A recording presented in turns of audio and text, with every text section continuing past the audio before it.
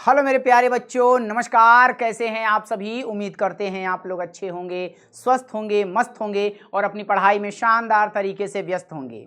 आगाज हो चुका है उस रण का जिसमें आपको तहलका मचाना है 2025 बिहार बोर्ड एग्जाम का। आज अपन लोग इसको डिस्कस करेंगे कि क्या होने वाला है, इसका सिलेबस पैटर्न, कैसे आते हैं क्वेश्चन, किस चैप्टर से ज्यादा क्वेश्चन आते हैं, किस चैप्टर पे ज्यादा मेहनत करनी है। इन बातों के साथ आज का डिस्कशन हम लोग करने वाले हैं। लेकिन उससे पहले मैं आपको एक बात बता दूं, आज वो समय है, वो क्षण है जब खुद को ये चेक कर लेना है कि हम कहां हैं। और दूसरी बात ये कि हमें जो बोर्ड एग्जाम में टॉप कराने वाला है उसकी पहचान करनी है आज के आज, अभी के अभी। आज मैं आप लोगों के साथ जो सिलेबस डिस्कशन करने जा रहा हूं ये पिछले साल 2024 यानी कि जो अभी अभी एग्जाम हुआ है 23-24 वाला, और 2023 यानी जो लास्ट ईयर एग्जाम हुआ था, इन दोनों एग्जाम के पैटर्न को लेकर के मैंने पूरा एनालिसिस किया, तब जाकर के ये कंक्लूजन निकाला है जो मैं आज आपके सामने पेश करने वाला हूं। ये बहुत ही बेहतरीन और उम्दा क्लास जाने वाली है, क्योंकि इस क्लास में आपको पता चलेगा कि क्या पढ़ना है, कितना पढ़ना है, कहां तक पढ़ना है और किससे पढ़ना है। ये सब आज पता चलेगा आपको। आइए बिना समय गंवाए हुए आपकी क्लास को हम लोग स्टार्ट करेंगे। क्या डिस्कशन करना है बेटा? तो विज्ञान विषय का संपूर्ण सिलेबस की मैं जानकारी देने वाला हूं। मैं मनीष शुक्ला डीएलएस एजुकेशन विद्याकुल के इस ऑनलाइन प्लेटफॉर्म पे आप सभी बच्चों का तहे दिल से स्वागत करता हूं। एक जोरदार थम्स अप लगाइएगा, मजा आएगी आपको। अगर आप चैनल पे पहली बार जुड़ रहे हैं तो चैनल को सब्सक्राइब करिएगा, वीडियो को लाइक करिएगा और अपने दोस्तों में शेयर करिएगा, क्योंकि ये वो प्लेटफॉर्म है जो सिर्फ और सिर्फ जीता है बिहार बोर्ड के बच्चों के लिए। बिहार बोर्ड पे ही काम करता है, बिहार बोर्ड को ही स्टेट टॉपर बनाने का काम करता है। वो सारे बच्चे जो मेहनत कर रहे हैं 9th में फिर भी कम नंबर आया, तो अब की बारी आ जाइए डीएलएस एजुकेशन विद्याकुल के साथ, जो कराएगा आपको स्टेट टॉपर, डिस्ट्रिक्ट टॉपर और आपके विद्यालय का तो भरपूर तरीके से भरमार लगाने वाला है टॉपर्स की लिस्ट का। तो आइए स्टार्ट करेंगे। सबसे पहली बात कि क्या है विज्ञान विषय। तो आपके पास, अगर आप इंग्लिश मीडियम के हैं तो आपके पास एनसीईआरटी की ये बुक चल रही होगी, और आप हिंदी के हैं तो एनसीईआरटी की ये बुक है। दोनों ही पैटर्न यहां फॉलो किए जाएंगे, चाहे वो इंग्लिश का हो चाहे वो हिंदी का हो। पक्की बात है क्या? अगली कहानी आप लोगों के सामने आ रही है कि कितने सेक्शन हैं हमारे यहां। अपन लोग जो आपकी एनसीईआरटी की किताब है ना, उसमें 3 भाग में लेके पढ़ेंगे। पहला भाग कौन सा होगा? भौतिक विज्ञान का। दूसरा भाग कौन सा होगा? रसायन विज्ञान का। और तीसरा भाग कौन सा होगा? जीव विज्ञान का। सर, ये तीनों बातें जो अभी अभी आपने बताई ये हम 9वीं में पढ़ के आए हैं। बिल्कुल सही बात है बेटा, बिल्कुल आपने पढ़ा होगा। लेकिन अब भौतिक में कौन कौन से चैप्टर हैं, सबसे पहले उनका हम डिस्कशन करने चल रहे हैं। लेकिन उससे पहले मैं आपको एक जानकारी दे दूं कि आपके संपूर्ण बुक के अंदर टोटल नंबर ऑफ जो चैप्टर होने वाला है वो चैप्टर होगा कितना? 16 चैप्टर। कितना चैप्टर? 16 चैप्टर। और उसको मैंने 4 खंड में बांटा है। एक वो खंड जिसको मैंने सिर्फ और सिर्फ विज्ञान का नाम दिया है, वो विशेष नहीं है, किस लिए कि हम उसको भौतिक में पढ़ें कि रसायन में पढ़ें कि जीव विज्ञान में पढ़ें, वो सब में पढ़ा जाता है। और आपने बचपन से लेके आज तक शायद जो कुछ भी पढ़ा वो सब विज्ञान के अंतर्गत पढ़ा। 9वीं की क्लास को थोड़ा सा छोड़ दे तो उसमें कौन कौन से चैप्टर डिस्कशन करने हैं? तो एक चैप्टर है उसमें ऊर्जा के स्रोत यानी सोर्स ऑफ एनर्जी। दूसरा चैप्टर है आर इन्वायरमेंट, हमारा पर्यावरण। और तीसरा जो है प्राकृतिक संसाधनों का प्रबंधन यानी कि मैनेजमेंट ऑफ नेचुरल रिसोर्सेस। ये 3 टॉपिक हम लोग विज्ञान विषय के अंदर इसको देखेंगे। एकरा अलावा, अच्छा आपके किताबिया में ये एकदम लास्ट में दिया होगा। हाँ चलिए, एकरा अलावा हम लोग बात करेंगे सबसे पहले भौतिक विज्ञान के ऊपर। भौतिक विज्ञान में आपको कितने टॉपिक पढ़ने हैं? 4 टॉपिक पढ़ने हैं मुख्य रूप से। पहला टॉपिक आपका क्या है? प्रकाश का परावर्तन एवं अपवर्तन, यानी कि प्रकाश से संबंधित जितनी बातें हैं, इंद्रधनुष कैसे बनता है, प्रतिबिंब कैसे बनता है ना, परावर्तन कोण क्या है, अपवर्तन कोण क्या है, अपवर्तन क्या होता है, परावर्तन क्या होता है, स्नेल का नियम क्या है, इन सारी बातों का डिस्कशन हम लोग करेंगे अपने चैप्टर नंबर 1 जो कि होने वाला है भौतिक विज्ञान का। आपके बुक के अंदर एनसीईआरटी को देखेंगे तो सबसे पहले केमिस्ट्री का पोर्शन है, फिर बायोलॉजी का पोर्शन है, और फिर आपका चैप्टर नंबर 10 से स्टार्ट होता है भौतिक विज्ञान का। ये आपका 10वां चैप्टर होगा, ये आपका 11वां चैप्टर होगा, ये 12वां चैप्टर होगा, और ये 13वां चैप्टर होगा, पक्का। लेकिन चूंकि मैंने इसको सिर्फ भौतिकी के आधार पर बांटा, इसलिए 1, 2, 3 और 4 चैप्टर के रूप में डिवाइड किया। अगली बात इसमें आती है मानव नेत्र तथा रंग बिरंगा संसार। इंद्रधनुष की घटना क्या है, आकाश नीला क्यों दिखाई पड़ता है, ये सारी जो बातें, तारे टिमटिमाते क्यों हैं, सूर्योदय से पहले ही आकाश हमारा नारंगी रंग का, ऑरेंज कलर का दिखाई पड़ता है, क्यों दिखाई पड़ता है, ये सारी बातें हम लोग चैप्टर नंबर 11 के अंदर डिस्कस करने वाले हैं। चैप्टर नंबर 12 जो है, यानी कि तीसरा जो विद्युत का भाग है, इसमें हम लोग बात करेंगे इलेक्ट्रिसिटी क्या है, विद्युत धारा होती क्या है, वोल्ट क्या होता है, वोल्टेज क्या होता है, एम्पियर क्या है, सारी बातें, विभवांतर क्या है, ओम का नियम क्या है, प्रतिरोध क्या है, प्रतिरोधकता क्या है, ये सारी बातें हम लोग डिस्कस करेंगे इस चैप्टर के अंतर्गत। एक एक्सप्लेनेशन बहुत ही स्मूथ तरीके से दूंगा, एक बार में पक्का गारंटी है कि समझ में आ जाएगा। पीछे के बच्चे ऐसा कहते हैं कि माट साहब आप जब समझाते हैं तब व्यवहारिक ज्ञान देखते हैं, आज जैसे हम लोग घर और में रह के समझ जाते हैं कोई बात को, ऐसे समझा देते हैं। हनु आगे बढ़ेंगे, अगला चैप्टर आएगा विद्युत धारा का चुंबकीय प्रभाव। इसमें मुख्य रूप से आपको 2-3 बातें पढ़नी है, 2-3 गो ऑप्शनल क्वेश्चन और एक सॉलिड क्वेश्चन, या तो विद्युत जनित्र, डायनमो और विद्युत मोटर, 3 में से एक फिक्स है, 3 में से एक फिक्स है, इसमें से लॉन्ग क्वेश्चन आपका अक्सर बन जाता है। पहला चीज ये। दूसरा, इसमें और क्या पढ़ना है आपको कि जो घंटी है वो किस सिद्धांत पे काम करती है, हमारे घर में जो फ्यूज लगा होता है वो किस सिद्धांत पे काम करता है, इन सारी बातों की चर्चा चैप्टर नंबर 13 या भौतिक विज्ञान के चैप्टर नंबर 4 के अंतर्गत करेंगे, जिसका नाम है विद्युत धारा का चुंबकीय प्रभाव। पक्की बात है, क्या सब राजी खुशी चल रहा है? बहुत बढ़िया बेटा। अब हम लोग अगला अपना सेगमेंट लेके आते हैं केमिस्ट्री का। केमिस्ट्री के सेगमेंट में हमारे सामने 5 चैप्टर दिखाई पड़ते हैं बेटा। सबसे पहला जो चैप्टर होने वाला है वो है रासायनिक प्रतिक्रिया। आपके किताब में इसी को लिखा होगा रासायनिक अभिक्रिया एवं समीकरण। अगर मैं आपके लिए लिख दूं तो ये लिखा होगा आपको रासायनिक अभिक्रिया एवं समीकरण, रासायनिक अभिक्रिया एवं समीकरण। इस नाम से यह चैप्टर आपकी बुक में पहला ही चैप्टर मिलेगा। इसमें हम लोग ये समझेंगे कि रासायनिक अभिक्रिया क्या होती है, रासायनिक समीकरण क्या होता है, रासायनिक समीकरणों को संतुलित कैसे किया जाता है ना, रासायनिक अभिक्रियाओं के कितने प्रकार होते हैं, विकृत गंधिता क्या है और संक्षारण क्या है। इतनी बात में यह चैप्टर आपका क्या हो जाएगा, फिनिश हो जाएगा। अगली कहानी आती है दूसरा चैप्टर, अम्ल, क्षार और लवण, एसिड, बेस एंड साल्ट। इस चैप्टर में हम लोग समझेंगे कि अम्ल क्या होता है, क्षार क्या होता है, लवण क्या होता है, पीएच वैल्यू क्या होती है, सारी बातें, सूचक क्या है, और कुछ लवणों के बारे में जानकारी प्राप्त करेंगे, है ना। यह होगा चैप्टर नंबर 2 आपका। चैप्टर नंबर 3 क्या होगा, धातु और अधातु। धातु और अधातु, धातुएं क्या होती हैं, अधातुएं क्या होती हैं, धातु अधातु का बेसिक कैरेक्टर यानी कि मूल लक्षण क्या होता है। इसके अलावा हम लोग जानेंगे धातु की रासायनिक अभिक्रिया, जो कि वेरी वेरी इंपॉर्टेंट होने वाला है। पक्की बात है, पक्की बात है। अगली कहानी आएगी कार्बन और उसके यौगिक।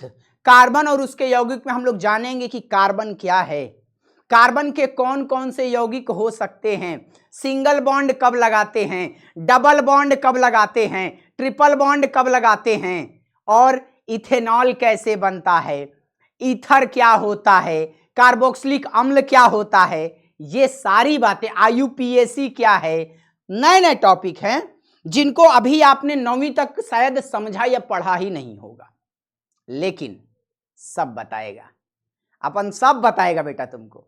अगला टॉपिक इसमें आता है तत्वों का आवर्ती वर्गीकरण। देखिए प्रकृति में बहुत से तत्व हैं, कुल कितने, तो आपसे अगर पूछा जाता है तो आप कहते हैं कि सर 118 तत्व हैं, है ना। ये 118 तत्व शुरू से नहीं हमें पता थे, हमें जितने जब पता थे तो 2-4-10 गो पता थे, तब उनको हम आसानी से पहचान जाते थे। जैसे हम कहें कि अगर आपके 3-4 दोस्त हों तो आप आसानी से बता देंगे कि हाँ ये फलाने हैं, फलाने जगह रहते हैं। लेकिन जिसके 700-800 दोस्त हों, जिसके 118 दोस्त हों, तो सबके बारे में जानकारी आसानी से हम नहीं रख सकते। तो क्या करते हैं, उसको कैटेगराइज करते हैं। अच्छा जैसे मोबाइलिया में लिखते हैं ना, कैसे लिखते हैं कि किसी का नंबर सेव है मोहन छपरा, माने मोहन वो कहाँ रहता है, छपरा वाला मोहन है। कोई और मोहन आ गया, मोहन भागलपुर, बुझ रहे हैं। किसी के पास 2 नंबर है मोबाइल में तो लिखते हैं क्या, संजय एयरटेल, संजय जियो लिखते हैं। तो एक कैटेगरी में डिवाइड कर रहे हैं ना, वही तत्वों को जब कैटेगरी में डिवाइड किया जाता है तो उसके बारे में हम लोग चैप्टर नंबर 5 के अंतर्गत पढ़ेंगे, जो कि है तत्वों का आवर्ती वर्गीकरण। बेहद ही शानदार और बेहद ही स्मूथली तरीके से एकदम प्यार से पढ़ाऊंगा बेटा, एक वो कॉन्सेप्ट तुम्हारा क्लियर करा दूंगा, हाँ सच्ची, ठीक है। तो इन बातों के साथ हम और आगे बढ़ेंगे और चलेंगे अपने नए सेगमेंट के ऊपर। लेकिन इसके लिए मैं एक बात बता दूं आपको कि अभी भी आपके पास कुछ भी ऐसा नहीं है जो न पढ़ा हुआ होगा। मैं बता रहा हूं कि 9वीं का जो भी सिलेबस आपने पढ़ रखा है उसको मैं 10वीं से रिलेट करके पढ़ाऊंगा। जो बच्चे पहले पढ़े हुए हैं वो जानते हैं, जो नहीं जानते वो अब जान जाएंगे। पक्का है का? पक्का है का? बहुत बढ़िया। अब चलते हैं बायोलॉजी वाले सेगमेंट में क्या क्या है भैया। तो यहां पर भी हमको 4 चैप्टर का डिस्कशन करना है। पहला जो चैप्टर होगा जीवन प्रक्रिया, आपके किताबिया में इसको किस नाम से लिखा होगा बाबू, तो ये लिखा होगा जैव प्रक्रम के नाम से। किस नाम से? जैव प्रक्रम के नाम से लिखा होगा। जैव प्रक्रम यानी कोई भी चीज है। जैसे मैं अगर आपसे ये कहूं कि ये बोतल है, तो ये बोतल जिंदा है कि मरी हुई है, कैसे पता करेंगे? सर इसका कुछ बेसिक कैरेक्टर होगा, कुछ इसका मूलभूत लक्षण होगा। अगर ये सांस लेगी तो हम देख के बताएंगे कि जिंदा है, अगर इसके अंदर वृद्धि होगी तो हम देख के बताएंगे कि ये जिंदा है, अगर 1 बोतल 2 बोतल में परिवर्तित हो जाए तो हम कहेंगे कि जिंदा है। तो इन सारे गुणों का डिस्कशन हम लोग जिस टॉपिक में करने वाले हैं वो होने वाला है जैव प्रक्रम, चैप्टर नंबर 1 फ्रॉम बायोलॉजी, ठीक है। चैप्टर नंबर 2 क्या है भैया? नियंत्रण एवं समन्वय। हमारी बॉडी है, इसमें ग्रोथ हो रहा है, वृद्धि हो रही है, विकास हो रहा है। उन वृद्धि और विकास को कोई तो कंट्रोल करेगा, कोई तो ऐसा होगा जो कंट्रोल करेगा, नहीं तो बौना व्यक्ति बौना रह जाता, लंबा व्यक्ति लंबा हो जाता है। कैसे रह जाता है, कैसे? ये सब और सारा कमाल है किसका? ये सब नियंत्रण एवं समन्वय में हम लोग पढ़ेंगे। हार्मोन का कमाल है बेटा। किसका कमाल है? ये सारा का सारा हार्मोन का कमाल है।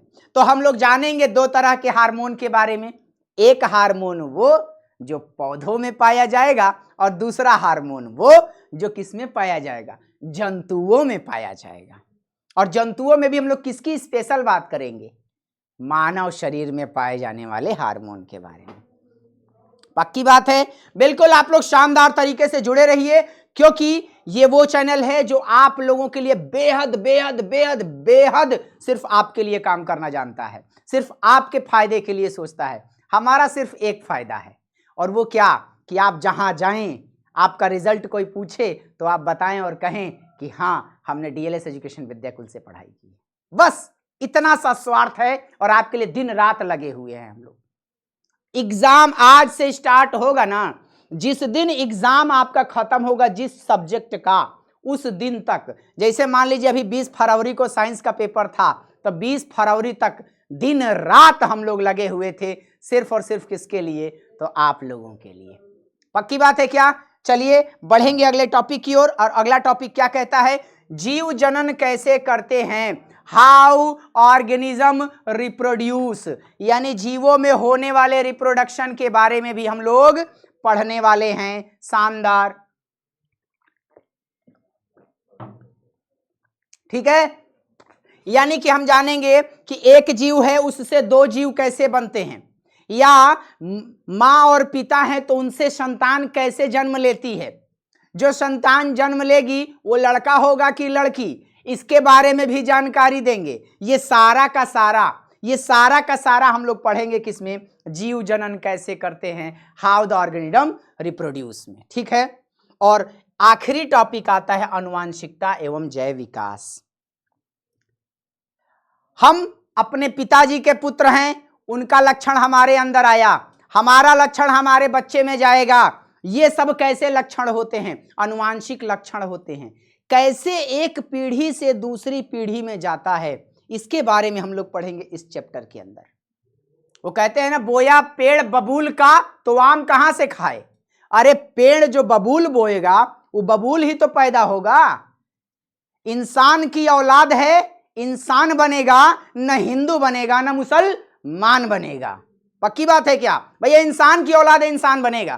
कैसे पता चला? इस चैप्टर को पढ़ने के बाद पता चला।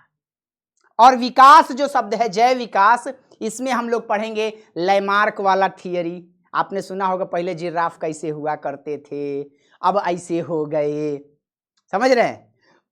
डार्विन साहब ने कुछ बातें बताई, लैमार्क साहब ने कुछ बातें बताई। बिजमान का इसमें एक एक्सपेरिमेंट मैं बताऊंगा आपको। बिजमान एक वैज्ञानिक थे जिन्होंने ये कहा, इनके थियरी को, लैमार्क की थियरी के लिए, लैमार्क ने कहा था ना कि जिस अंग का प्रयोग होगा वो अंग ज्यादा डेवलप करेगा, और जिस अंग का प्रयोग नहीं होगा वो अंग डेवलप नहीं करेगा। ये लैमार्क साहब ने कहा। तो बिजमान जानते हैं क्या किए थे? 21 पीढ़ी तक उन्होंने क्या किया? देखिए हम बता रहा हूं। एगो लिया चूहा और एगो लिया चूहिया, दोनों को एक जगह रख दिया। कुछ दिनों बाद उनकी संतान हुई। जितनी संतान उनकी पैदा हुई सारे के उन्होंने पूंछ काट दिया। क्या कर दिया? पूंछ काट दिया। अब इन लोगों को फिर से कुछ दिन तक अपने पास रखा, और रखने के बाद कुछ दिनों बाद इनकी भी संतान हुई। वो जिस संतान पैदा हुई ना, उसका भी उन्होंने पूंछ काट दिया। माने क्या? कि पूंछ का यूज या पूंछ का इस्तेमाल वो जीव ना कर पाए, चूहा ना कर पाए। और ऐसा एक दो बार नहीं किया उन्होंने, 21 पीढ़ी तक किया। कई पीढ़ी तक? 21 पीढ़ी तक। हर पीढ़ी में उन्होंने देखा कि जो चूहिया या चूहा का वंश पैदा हो रहा है उसमें पूंछ होती थी। लैमार्क ने क्या कहा था कि अगर अंग का प्रयोग नहीं होगा तो वो खत्म हो जाएगा अपने आप, प्रकृति के द्वारा। लेकिन ये चूहिया तो 21 पीढ़ी तक इस्तेमाल नहीं किया अपना पूंछ, तब 22वीं पीढ़ी में नहीं आना चाहिए, 23वीं पीढ़ी में नहीं आना चाहिए, बाकी हर बार आ जाता था। एक और ही कॉन्सेप्ट दिया इन्होंने। हमारे यहाँ भारतवर्ष में जो हिंदू बहनें, मम्मियाँ, आंटियाँ ये सब होती हैं, इनके जब बचपन की उम्र होती है 5 साल, 6 साल, 7 साल की, तब इनके नाक और कान छेद दिए जाते हैं। फिर ये युवा अवस्था में आती हैं, अपने बच्चे को जन्म देती हैं, वो भी बेबी हुई तो उसके भी कान और नाक 6-7 साल में छेद दिए जाएंगे।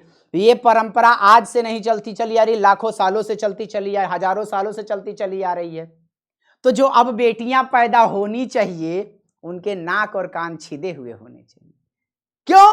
क्योंकि वो पहले से ही जो है छिदा हुआ है, उसका अंग का इस्तेमाल उतना नहीं हो रहा है, तो ऐसा हो जाना चाहिए था। लेकिन नहीं, ऐसा नहीं होता। आज भी जो हमारी बेटियां पैदा होती हैं, बहनें पैदा होती हैं, उनके नाक और कान छिदे हुए नहीं रहते। 6 साल 5 साल की उम्र के बाद छिदवाया जाता है। ठीक है, तो ये सारा कॉन्सेप्ट हम लोग पढ़ने वाले हैं जैव विकास के अंदर।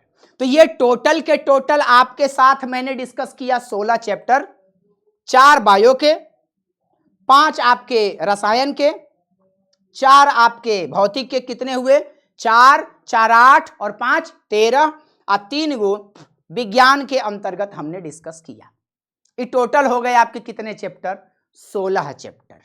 ये तो रही कि आपको पढ़ना क्या क्या है, इतनी बातें। अब थोड़ा सा मैं आपसे अगर कहूं कि देखो बेटा इसमें जो क्वेश्चन आएगा वो कहां से आएगा, तो इसके लिए मैं एक चार्ट ये लेकर आया हूं। अगर आप लोगों को दिख रहा हो तो प्लीज बताइएगा, नहीं दिख रहा है तो मैं बता दे रहा हूं आपको, ध्यान से जरा सुनिएगा इसे।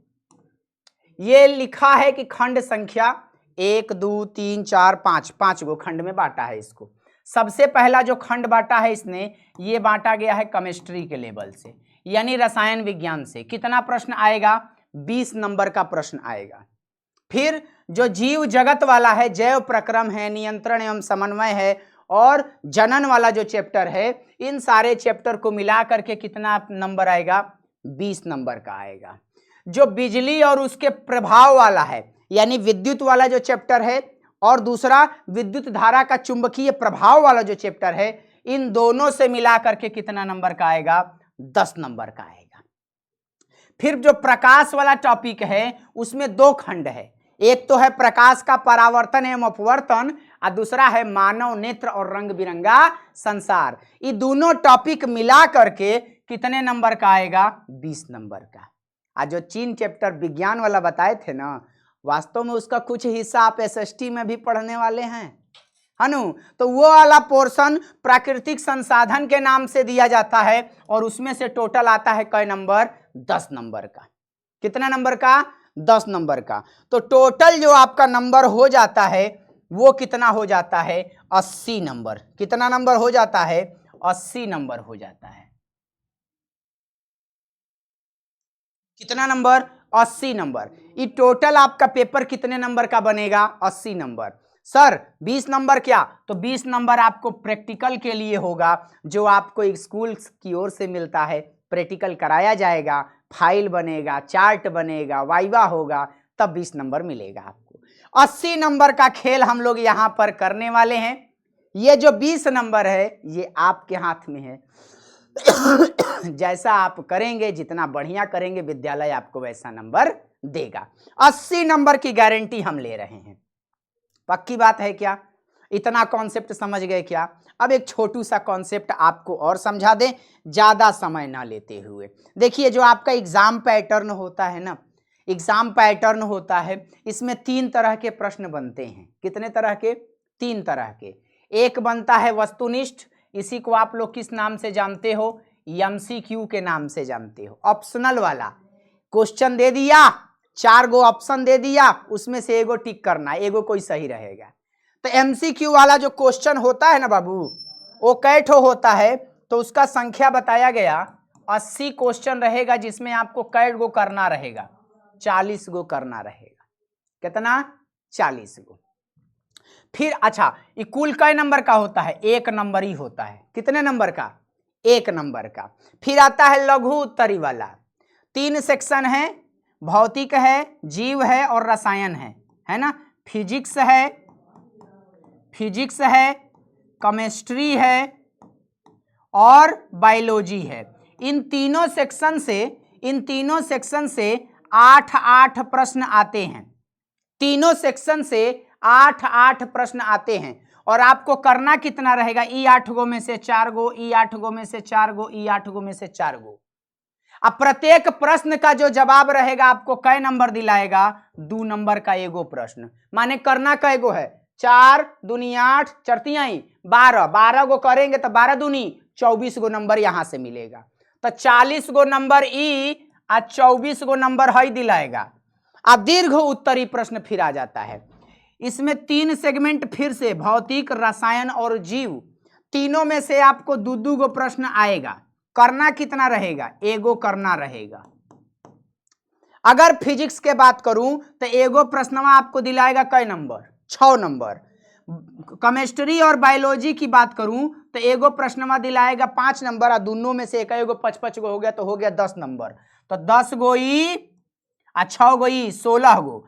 तो 16 नंबर का दीर्घ उत्तरी, 24 नंबर का लघु उत्तरी और 40 नंबर का आपको करना रहेगा क्या? बहुविकल्पी या वस्तुनिष्ठ प्रश्न। कै नंबर हुआ टोटल? ये टोटल 80 नंबर का हम लोग खेल करने के लिए पूरी तरीके से तैयार हैं। पक्की बात है। तो ये हमने डिस्कस किया आपके साथ कि क्या स्ट्रेटजी है, किस तरीके से क्वेश्चन आएगा, कौन कौन से चैप्टर है और कितनी आसानी से हम लोग उसको पढ़ेंगे। एक चीज और मैं अगर आपको बता दूं तो इसमें आपको ज्यादातर फोकस, अभी मैं आपको एक स्ट्रेटजी दे रहा हूं कि आपको करना क्या होगा। तो भैया करना कुछ नहीं है, आपको करना कुछ नहीं है, आपको सीधा सीधा एक फंडा लीजिएगा, सीधा सीधा एक फंडा लीजिएगा। इसमें क्या लेना है आपको, हाँ क्या करना रहेगा आपको, जरा ध्यान से सुनिएगा। मुझे इसमें सिर्फ और सिर्फ इस बात का विशेष ध्यान रखना है कि जो कुछ भी हम लोग तैयार करेंगे, जो कुछ भी हम लोग तैयार करेंगे वो सब में डेली आप लोगों को क्या कराया जाएगा, डेली के डेली आपको प्रैक्टिस कराया जाएगा। और ये प्रैक्टिस आप लोगों को किस वजह से होगा, तो सर ये चैप्टर वाइज होगा। कैसा होगा, चैप्टर वाइज। हम आप लोगों के लिए प्रयास ये करेंगे कि 2 से 3 क्लास में हर चैप्टर को खत्म कर दे। जो लंबा रहेगा 4 क्लास भी जा सकता है, 5 भी जा सकता है, ये नहीं कि खूब तेज पढ़ाएंगे। बहुत प्रेम से आप लोगों को हम पूरा पहले चैप्टर पढ़ाएंगे और उससे संबंधित जितना भी ऑप्शनल क्वेश्चन या एमसीक्यू बन सकता है वो सब क्लास में कराएंगे आपको हम। दूसरी चीज, जो लघु उत्तरी और विस्तृत उत्तरी प्रश्न है वो हम यहां बाकायदा लिख के ले आएंगे, क्वेश्चन और आंसर दोनों, उसका क्वेश्चन आंसर दोनों, और आपको बताएंगे कि देखिए इसमें ऐसा लिखा जाता है। लघु उत्तरी होगा तो कै लाइन लिखना है, दीर्घ उत्तरी रहेगा तो कै लाइन लिखना है। ये सारी बातें हम लोग डिस्कस करेंगे। किस पैटर्न पे चलना होता है, परीक्षा में कैसे लिखना होता है, इन सारी बातों को हम लोग हमेशा आपको बताते रहेंगे, जिसकी वजह से आप अपने आप को पूरी तरीके से तैयार कर सकें। तो ये रहा आप लोगों का सिलेबस डिस्कशन क्लास 10th विज्ञान विषय का। मिलेंगे अगली क्लास में, जो होगा आप लोगों का केमिस्ट्री का पहला चैप्टर का रासायनिक अभिक्रिया और समीकरण वाली क्लास। तब तक के लिए दीजिए इजाजत। जय हिंद, नमस्कार।